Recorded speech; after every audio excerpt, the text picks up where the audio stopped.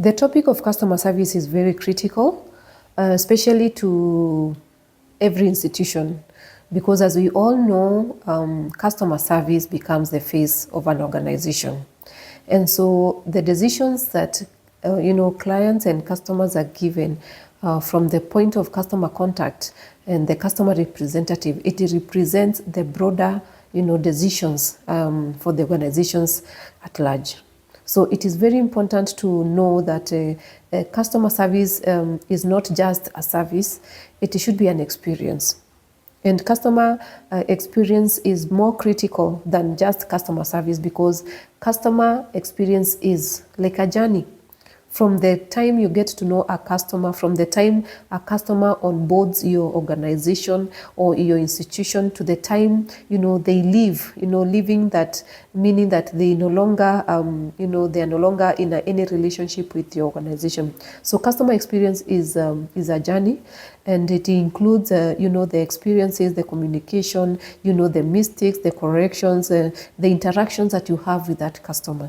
So for me, an experience is better, customer experience is greater and broader than a customer service itself. You realize that customer service is more of customer oriented, because it is the customer who comes to contact the organization. It is not the organization that goes to, sometimes it is not the organization that goes to reach out to the customer. So for me, customer experience, it is interactive, it is a two-way, it is whereby the customer goes for the institution and the institution goes for the customer, to interact, to notify, to create awareness, and to lobby for products and services, even if the customer is not even interested with those services. And so you realize that there are organizations, even without you asking for their services, you just have to know them, because every time they are on your toes, they are always keeping you updated of their services. They are always keeping you updated of what is coming up during the weekends. They are keeping you updated of the offers that they have. And so it becomes very difficult even to forget about such organizations, because they are always sending you alerts. And in a day, sometimes you can even have like 5 to 10 alerts from one institution, letting you know about their products, cautioning you against, fraud, and telling you so many things about themselves. So that becomes an experience. That becomes an experience. And even in the case of mistakes, these are institutions that are ready, to compensate and make it up to you. And and for them, they do not even wait for customers to complain. Sometimes they even reach out to you to ask. They even ask for feedback from you. They want to be measured against their services. They want to know, how is it that you perceive them? How is the word out there for them? How is their reputation? How have you enjoyed their services? Are there challenges you're facing with their services? And so customer experience becomes very, very critical, in the organization, and even in maintaining a healthy relationship with clients. And so the topic of customer care, customer service, and customer experience cannot be underscored. It cannot be underrated, because it is like the entire weight of the organization rests upon the topic of customer service. And so, today I want us to talk about something very, very important. And this is a virtue that, every institution, every customer desk and customer representative must possess. And this is a virtue that, many people may not know about, but it is there. And we may have performed this virtue, only that we did not know how to call it. And this is the virtue of benevolence. Benevolence, yes, you heard it, benevolence. So what is benevolence? Benevolence is a virtue and is an act of intending to mean well towards the other person. And in this case, the customer. It is an act that is comprised of kindness, goodwill, and well-meaning of the customer. Not just the customer also, but even the meaning, the well-being of the institution. So benevolence is very key because sometimes we are forced and we are compelled to handle customers differently. And I understand that it is not every customer who presents themselves to our organizations that qualify for our services. Sometimes there are customers who will come and make inquiries that are outside, the mandate of an organization. And some of these customers, in as much as they qualify for these services, they come in different sizes. They come, dressed differently. Some of them will come, sweaty. They'll come dusty and dressed in all kinds of, attires. And it becomes very, very easy, if you are not cautious, it becomes very easy to put off such customers. In as much as we may not be able to give these customers the services that they desire, I think the act of benevolence is very, very important. And it is one of the virtues that can easily sell out an institution in a good way or in a bad way. Because benevolence then, it is the act of well-meaning. Whether the customer qualifies for our services or not, the act of benevolence is very key, because in as much as this customer does not come, does not qualify for our services, then what is the perception that the customer leaves, when they leave our institution?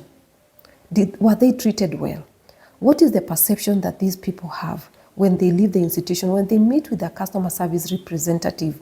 What attitude do they leave, for that organization? In the event they are asked for, for a referral, in the event they get a referral, can they, give a good referral? Can they stand up and say, these are good organization? Because one employee's mistake, according to the customer, it is not just that one employee's mistake, it is the organization. They do not even identify the person who mistreated them. They identify the organization. They quote the organization to tell you that the point of customer contact is very, very important. And therefore, the act of benevolence comes into play, whereby no matter the type of customer we face, then it is always good to mean well for these customers. A case scenario is whereby some of these customers who come, whether they are our daily customers, their customers will come and release information to you, private information that has nothing to do with the services, that is outside the mandate of the organization, and they release to you and they give you really confidential information that they just don't know how to hide it. Some of these customers will come and tell you their private matters, about their marriages and, about how their spouses are doing A, B, C, D. And some of them, they even break up. They break at your office. And at that point, I do not think that customer, all they need, those customers, they are not looking for solutions. At the moment a customer comes and starts giving you private information about themselves, I think the best response is to keep quiet, sit down and listen. Because this customer is not looking for solutions. They are not looking for your services at that point. All they are looking for is an ear to listen. And it is at that point that we can easily get a rating from a customer, whether we really intend well for them. And it is not just a matter of, giving services to these customers. Some of them will come and give you, their financial status, and you'll be shocked. You'll be shocked that some of these customers, they have, really huge customer base, financial base, and sometimes they do not even look like it. Then at what point then can we be able to mean well for these customers? Because they will release to us information that has nothing to do with our professionalism. They'll give us information that is so private and confidential, and it is very easy for us to breach trust. In fact, customer representatives, they need to be cautioned that they need to keep the trust of the customer. The moment a customer comes and shares information with you, private and confidential information, that is not the time for you to go and tell stories. You call your colleagues and you start talking about, the customer. I do not think that is right, because the next time the customer comes and they find a different face, and there's a way they are able to identify and they are able to see that this person has already acquired my information, and so the way they treat me is a little bit different. There are people, once they get to know the financial status of a customer, and especially if the customer possesses a large, financial base, they start manipulating the customer. You start giving stories that like you want to get some help, financial help from the customer. And so you start manipulating situations to your favor so that you can see if the customer can be able to favor you. I think it is not right. In fact, it is not right. And the act of benevolence is not at play. Now, you realize that benevolence is not just applicable to customer service. It can apply everywhere and anywhere. Institutions that are even not, formal, even in our businesses, in our private businesses. Say, for example, for lack of want and with all due respect with all due respect to these types of businesses. For example, a pub, whereby somebody will just want to come sit down and have two for the road, and just go home. And you realize that these customers, sometimes they come there and they exceed the way they wanted to take. Instead of having two, they'll have even 10. And before you know it, they have taken to stupor. They can no longer recognize themselves. I think at that point then, we owe a duty to these people. Because these are people with families, these are people with children, and their families and their children who are going to school. Sometimes everything probably is even pegged on on the financial condition and the well-being of this person to be able to make sound judgment. And so some of these people, when they come to these joints, we tend to celebrate, especially maybe for the waiters and the waitresses and even the bartenders. Sometimes we tend to celebrate that, yes, we are making sales, and today we are going to break a sales record. I think over and above selling, over and above making these financial breakthroughs in sales, I think we owe these people a duty of care. We owe them benevolence. We owe them, because the moment you realize somebody has taken way beyond, their expectation, these are already a person who cannot be able to make the right judgment. They cannot even be able, at some point, yes, they may be able to find their way home, but at what expense? At whose expense? And when they go home in that state, what do you expect their families will be? I think the duty of care not only starts where we get to know the customer, yes, but it is a journey that we are always intending well for the customer, not just at the point they are in, but even for the entire well-being of that person and their life. And it doesn't have to be much. It is maybe a word of caution. Sometimes you realize that this person has taken too much, and I think at that point you would rather not even sell to them. You just tell them, you know what, Mr. So-and-so or Miss So-and-so, I think it is enough that you go home. So it is not just a matter of money. It is not even an issue of money anymore. It becomes an issue of, how intentioned or how careful are we when we are looking at these customers.